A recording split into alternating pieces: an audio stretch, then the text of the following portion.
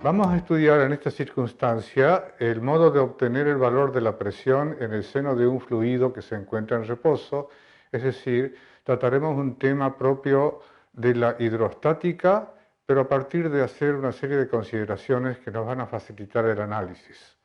La primera de ellas es que este fluido se encuentra en equilibrio y consecuentemente todos los elementos que lo componen también lo están. La segunda es que se trata de un fluido que es homogéneo y consecuentemente su densidad permanece constante y además, como la aceleración debida a la gravedad también se considera constante en todo el ámbito que ocupa el fluido, el peso específico de este también será invariable. Entre las cuestiones a tener presente a la hora de establecer las relaciones entre la presión en un punto y su ubicación en el seno de un fluido, debemos pensar que si este fluido se considerara sin peso, la presión sería idéntica en cualquier punto en el seno del mismo. Pero como la realidad indica que los fluidos tienen peso, entonces se impone la necesidad de establecer alguna relación que permita conocer cuál es la presión en un punto en vinculación concreta con la profundidad de este punto en relación a la superficie libre del fluido. Es decir,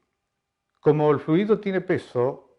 lo que pueda estar actuando en un determinado plano contenido en este fluido no solamente tiene presente la presión externa que pudiera estar actuando, sino también el peso propio del fluido, y es lo que vamos a poner en evidencia con el siguiente gráfico. En este dibujo lo que vemos es un fluido que está contenido en un recipiente y en ese fluido aislamos un elemento que, según dijimos anteriormente, como el fluido está en equilibrio, también se encuentra en equilibrio.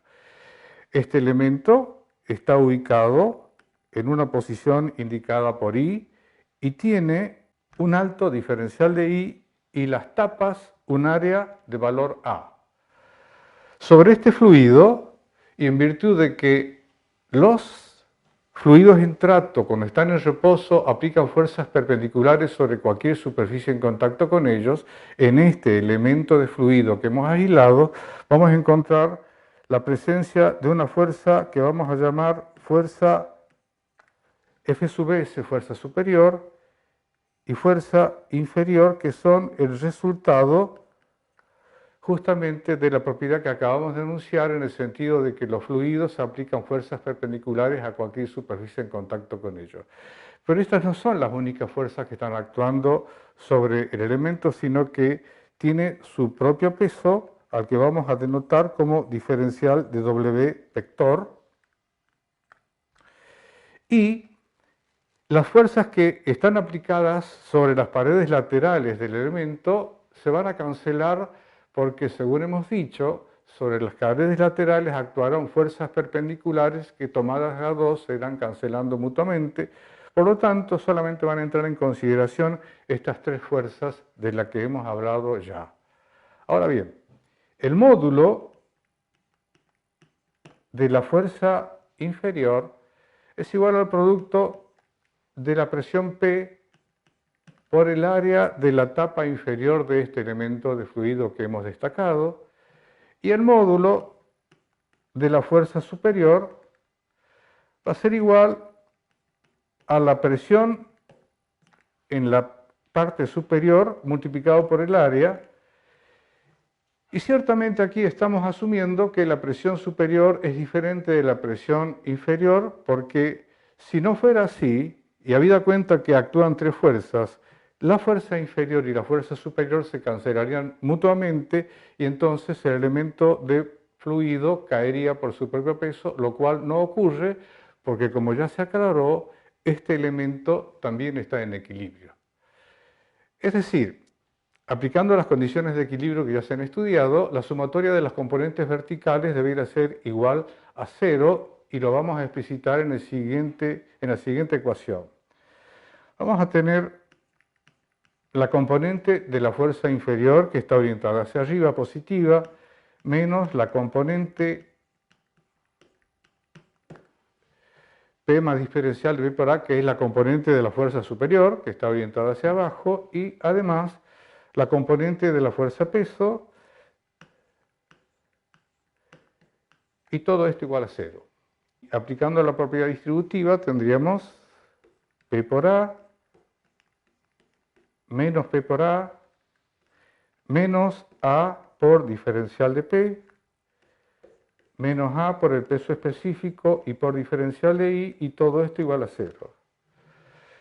En esta expresión podemos cancelar el área y luego, operando convenientemente, concluiríamos en que el diferencial de P es igual a menos el peso específico multiplicado por diferencial de I. Y a esta altura los invito a que hagamos o que extraigamos un par de conclusiones. La primera de ellas es que efectivamente el diferencial de P no es nulo, puesto que ρ no es nulo y tampoco es nulo el diferencial de I, como se puede ver en la última expresión. Y además,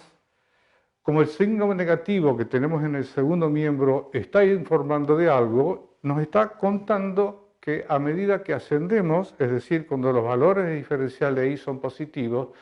la presión disminuye. Retomando lo que habíamos comentado en el sentido de que el diferencial de P es igual a menos ρ por diferencial de I, vamos a aplicarlo en un caso concreto a los fines de establecer una expresión matemática que relacione, como ya se explicó anteriormente, la presión en un punto con la ubicación de este punto en el seno del fluido.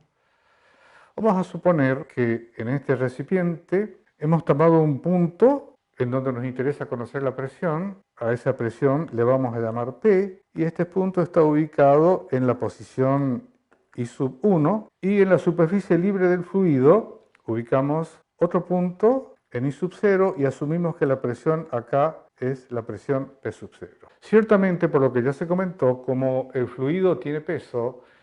puntos ubicados en diferentes posiciones en general tienen diferentes presiones. De manera entonces que, operando con esta expresión,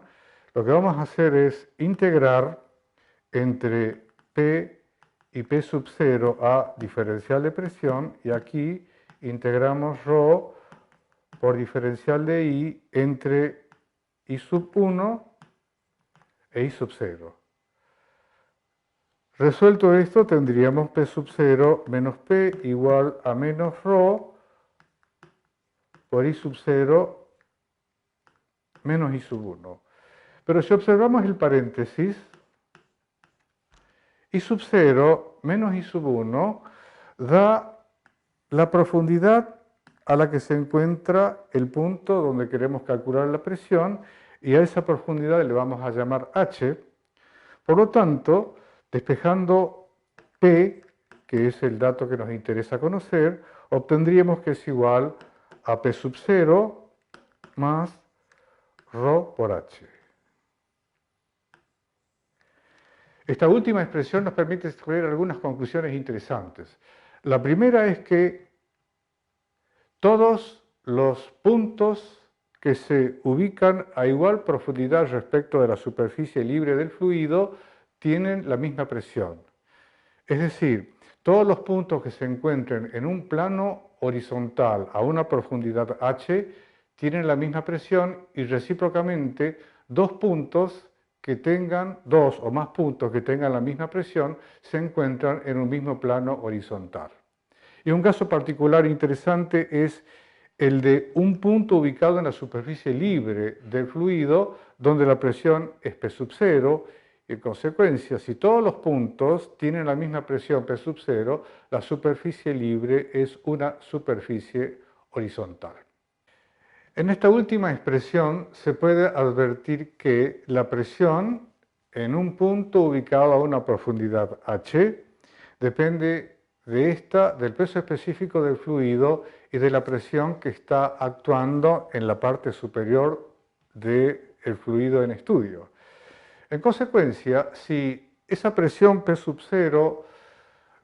sufriera alguna modificación que podríamos llamar delta P, lo que se puede demostrar es que ese cambio de presión se transmite íntegramente y sin disminución hacia todas las partes del fluido y hacia las paredes del recipiente. Esto ya había sido observado por el científico francés Blaise Pascal en el año 1653 y hoy se conoce como el principio de Pascal, que expresa lo siguiente. En todo fluido encerrado, las presiones se transmiten sin disminución a todas las partes del fluido y sobre las paredes del recipiente. Este principio es lo que da origen al funcionamiento de un artefacto de uso muy generalizado en el campo de la industria y en cualquier rama de la ingeniería que se conoce como prensa hidráulica.